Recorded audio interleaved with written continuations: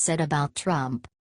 George Clooney is one of many Hollywood lunatics in a chorus of losers that have been railing against President Trump. Yes, he recently had twins with his wife Amal, but he hasn't seemed to change at all. "I just have to clean the barf off of my tux," says Clooney. "It used to be my barf, but now it's the twins' barf. So it all works out." Advertisement. It's a new stage of life for George Clooney. One that you would think would motivate Clooney to use his brain from time to time. Well, he's too self-absorbed because his movie Suburbicon is coming out in October. It's supposed to be a funny, socially conscious movie. This means that this movie will be garbage. But despite the comic trailers, it leans a little more to the latter. Clooney believes the film, which peers into the dark racial tensions of 1950s suburbia, is deeply relevant to Donald Trump's America. It bristles, he hopes, with the spirit of Howard Beale, the truth-telling network newsman who yelled, "I'm mad as hell and I'm not going to take it anymore." Advertisement. He bragged about showing the piece of crap to Norman Lear. Then he said when it was over, Lear told him that it was the angriest thing he had ever seen. Yes, he is barfing in his filmmaking. He actually believes pre-civil rights movement America is the American that President Trump and his voters want. He is disregarding the fact that Hispanics and blacks voted for him in record numbers.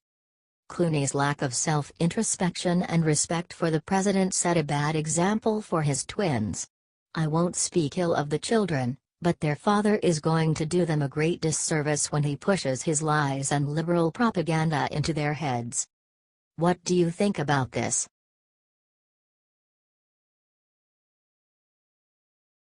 Top Representative Strategist discovers easy way for Trump to crush Pelosi in 2018 midterms.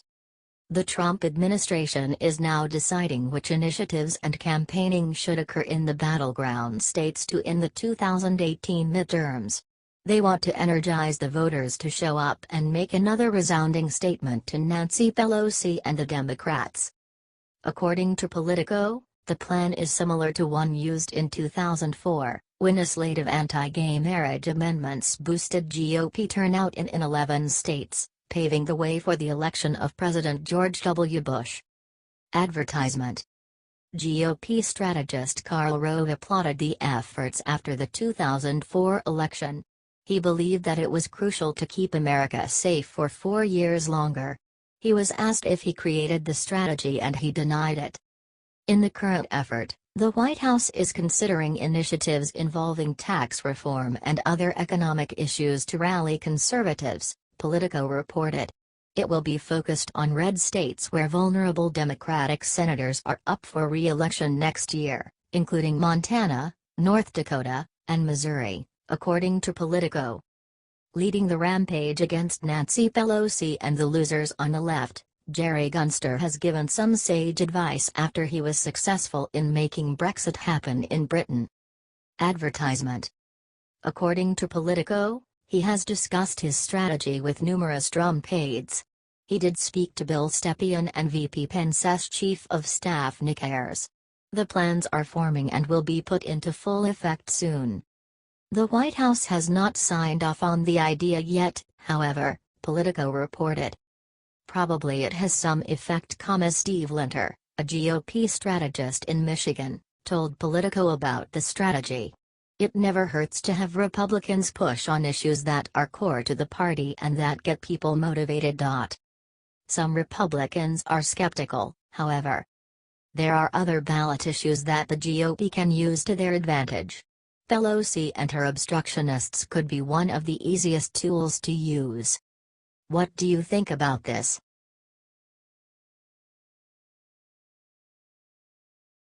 Arson Fires shot heard loud and clear by every corrupt UN bureaucrat. Arson and his aides have opened up to U.S. diplomats. They have said that the U.S. will have a toe print, not a footprint, at next month's UN General Assembly.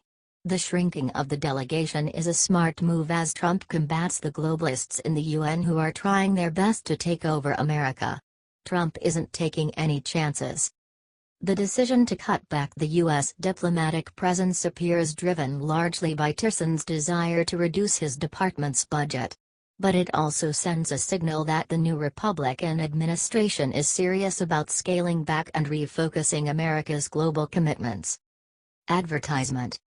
Exact figures are not known yet, but Rex Tillerson said that the U.S. delegation will evaporate by many hundred compared to those during Obama's reign. The U.S. government typically sends more than 1,000 individuals to the meeting. This includes the president's security officials.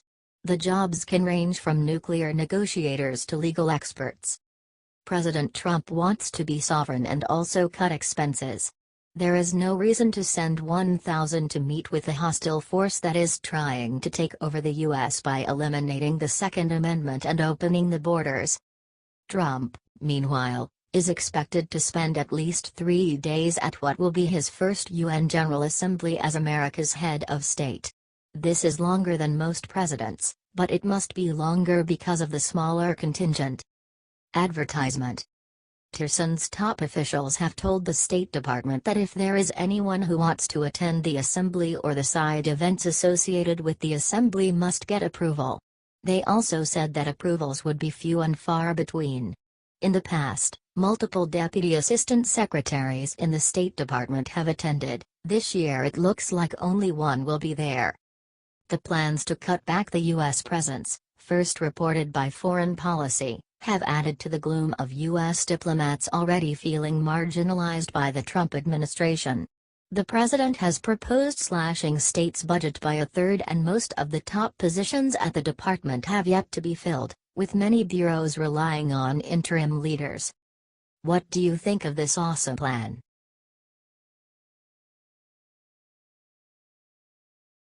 Laura Ingraham offers only solution to stop anti-Trump rioters from causing violence.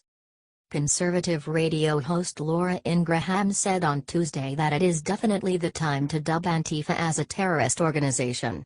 This is a response to the frequent violent riots that occur wherever Antifa goes. We should also urge everyone to consider pressing this idea of declaring Antifa a terrorist organization, Ingraham said during an interview on Fox and Friends. This group is trying actively to intimidate, suppress free speech and violently attack people with whom they disagree. Advertisement. Laura Ingraham said that she wants the Trump administration to handle Antifa because of the harm this would cause and the lives it would cost. It's actually kind of scary how few people are willing to call these fascists what they are. It's kind of an amalgam of a bunch of left-wing anarchists and activists. There is not one central organization. They're all over the place. But there is a way to pursue this, and I hope this administration is looking at this very carefully because people could die here, she said. Antifa, BLM, and other left-wing organizations are constantly given a platform and a blind eye is turned to them. It's all because the media is brainwashing people into thinking that they're only being violent because white people are racist and trying to kill everyone. Advertisement. Ingraham also said that numerous important Democrats have refused to call out the radical terrorist organization. Nancy Pelosi, Chuck Schumer, we are waiting for the condemnation. Barack Obama, all these other people. How about the Bushes? Have the Bushes commented about Antifa? I would like to hear them on that, she said. Imagine if the roles were reversed here and any type of conservative group that was taking bats and pepper spray to peaceful liberal left-wing protesters, Ingraham said. Imagine that story. It wouldn't have been on page A3 of the Washington Post. What do you think about this?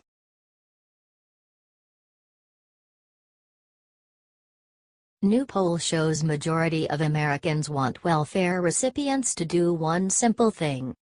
A new poll revealed on Monday that 51% of Americans support work requirements for Medicaid, while 37% of American voters oppose the measure. Of course, Republicans approve in higher numbers than Democrats. Republicans support the work requirement 67–48%. Democrats are typically the party that doesn't want people to have to work for their money so they can own them in the voting booth. 46% of independents favor the requirement. Advertisement. Currently, no state Medicaid program has work requirements. However, many states have submitted waivers to the Trump administration to allow them to implement work requirements for able-bodied adults without children. Drew Altman, a chief executive at the Kaiser Family Foundation, made it clear that Republicans and Democrats have a different view of Medicaid. Altman said that Democrats see it as government insurance and conservatives view it as a welfare program.